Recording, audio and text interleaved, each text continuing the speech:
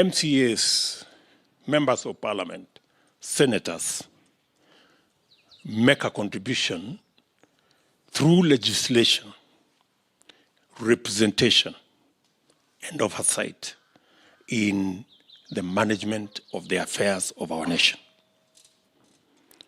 The Constitution,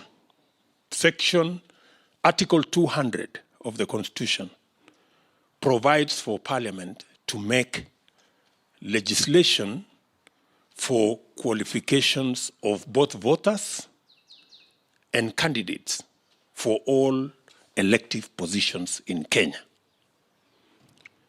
But Article 38 of the same Constitution says and prohibits any unreasonable restrictions being placed in the way of voters or candidates to be able to vie or vote in any election or referendum.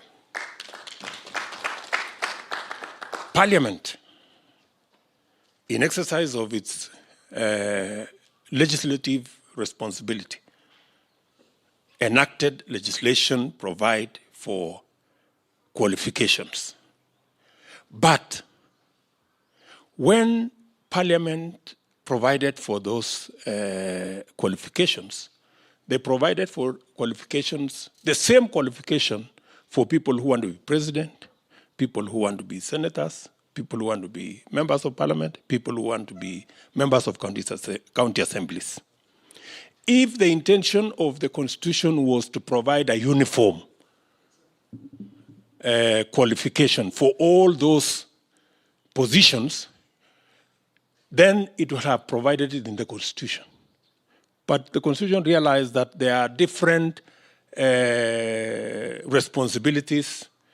There is a variety of situations in Kenya, and the Constitution expected Parliament to exercise that legislative authority in a manner that takes into account all the considerations of all the positions so that we can have legislation that the Constitution says does not provide unnecessary or unreasonable restrictions on the way of voters or candidates to be elected into elective office.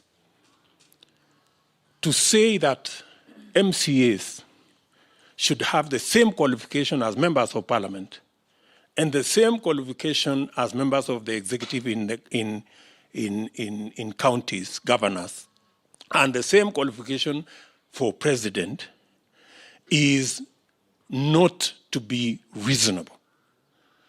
And therefore, Parliament is reconsidering as we talk. Parliament is reconsidering the sections in the Election Act. I think it is Section 22. Yes.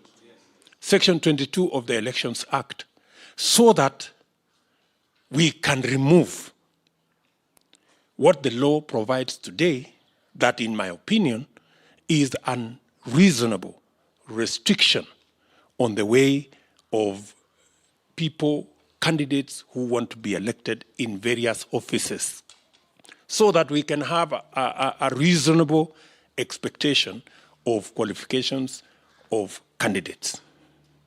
And therefore, I want to give you my word that we are going to support the review of those recommendations that were made in the law, so that we can allow the majority of Kenyans to be able to vie in these positions.